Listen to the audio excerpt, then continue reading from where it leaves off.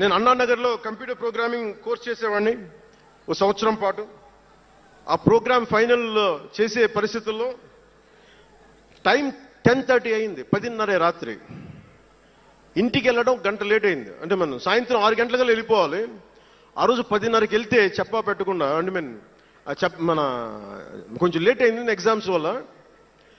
ఇంటికి వెళ్ళేటప్పటికి ఎలా ఉంది అంటే, ఇంట్లో ఆడపిల్ల వెళ్ళిపోతే ఇల్లు ఎలా ఉంటుందో, 10:30కి నేను ఇంటికి వెళ్తే మా అన్నయ్య షూటింగ్ నుంచి క్యాన్సిల్ చేసుకుని వచ్చేస్తా ఉన్నారు.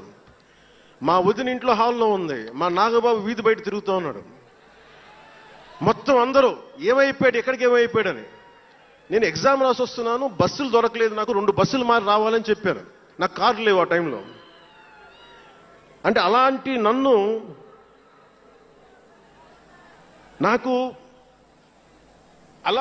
పెంచారు నన్ను. ఇది మా నాగబాబు గారు ఇక్కడ ఉన్నారు, అడగండి, ఆ రోజు గుర్తుండి ఉంటుంది ఆయనకి. అలాంటి నన్ను పాలిటిక్స్ చేస్తానని కానీ, సినిమాల్లోకి వస్తానని కానీ ఎవరు ఊహించలే. ఎందుకంటే నేనే ఊహించలే.